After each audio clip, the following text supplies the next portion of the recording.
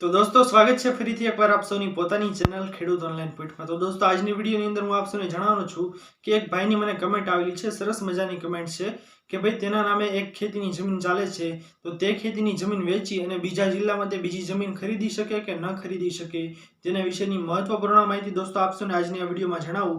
તેના પહેલા જે કોઈ પણ ખેડૂત ભાઈઓ અમારી ચેનલ ખેડૂત ઓનલાઈન પોઈન્ટ પર નવા છે તેમને વિનંતી કે ફટાફટ અમારી ચેનલને સબસ્ક્રાઇબ કરી લો, જેના લીધે આવી જ મહત્વપૂર્ણ માહિતી આપ સૌને આ ચેનલના માધ્યમથી મળતી રહે। તો ચાલો દોસ્તો આજની આ વિડીયોને શરૂ કરીએ। તો દોસ્તો સૌથી પહેલા હું આપને જણાવી દઉં કે તે ભાઈના નામે એક ને એક ખેતીની જમીન ચાલતી હોય, દાખલા તરીકે તે એક ખેતીની જમીન સિવાય તેમની પાસે કોઈ અન્ય ખેતીની જમીન નથી, તો હવે દોસ્તો તેમને તે જમીન વેચી અને તેને બીજી જમીન ખરીદવી છે। તો સૌથી પહેલા તે વ્યક્તિને શું કરવાનું રહેશે દોસ્તો? તો સૌથી પહેલા તે વ્યક્તિને એ જમીન છે જે તેને ખરીદવાની છે બીજા જિલ્લાની અંદર, તે જમીન સૌથી પહેલા તેને ખરીદવાની રહેશે।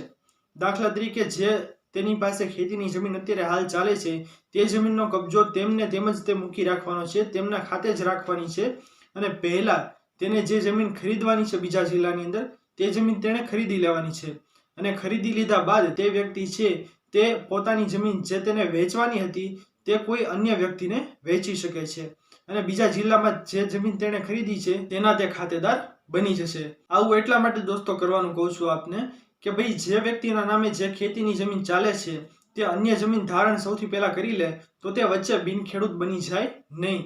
જો સૌથી પહેલા તેમના ખાતે જે જમીન ચાલે છે તે જમીન તે વેચાણથી આપી દેશે તો તે બિનખેડૂત બની જશે અને બિનખેડૂત બની ગયા બાદ પણ તમે જે તેની મર્યાદા નક્કી કરેલી છે સમય મર્યાદા, તે સમય મર્યાદામાં તમે જમીન લઈ તો શકો જ છો, પરંતુ તેના માટે આપે ખેડૂત ખરાઈનું પ્રમાણપત્ર અને તે તમામ વસ્તુઓ કઢાવવાની રહેશે।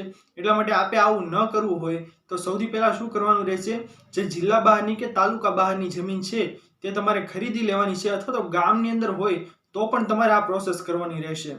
ગામની અંદર જમીન હોય, તમે બીજી જમીન લ્યો અને પોતાની જમીન જે વેચો છો તો સૌથી પહેલા તમારે જમીન ખરીદી લેવાની। જો એક ને એક જમીન ચાલતી હોય તો જ આ પ્રોસેસ કરવાની છે, અન્યથા તમે જમીન વેચી દો અને બીજી જમીન લઈ લો તેમાં કોઈ પણ પ્રકારની વાંધો તકરાર નથી, પરંતુ એક ને એક ખેતીની જમીન ચાલતી હોય તેવા વ્યક્તિઓને આ પ્રોસેસ કરવાની છે કે સૌથી પહેલા તેના ખાતે જમીન ચડાવી લેવાની, ત્યારબાદ પોતાના ખાતે જમીન ચાલતી હોય તે વેચાણથી આપી દેવાની।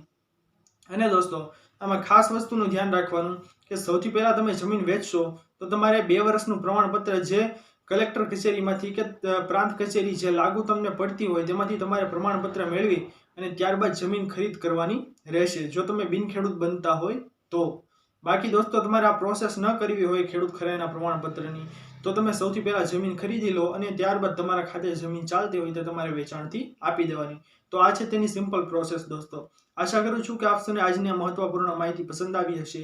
જો પસંદ આવી હોય તો વિડીયોને લાઇક કરવાનું ભૂલતા નહીં, ચેનલ પર નવા આવ્યા હો તો અમારી ચેનલ ખેડૂત ઓનલાઈન પોઈન્ટને સબસ્ક્રાઇબ કરી અને બાજુમાં આપેલા બેલ આઇકનને પણ પ્રેસ કરી દેજો, જેના લીધે આવી જ મહત્વપૂર્ણ માહિતી આપ સૌને આ ચેનલના માધ્યમથી મળતી રહે। તો દોસ્તો મળીએ હવે પછીના વિડીયોમાં, ત્યાર સુધી જય હિન્દ અને વંદે માતરમ।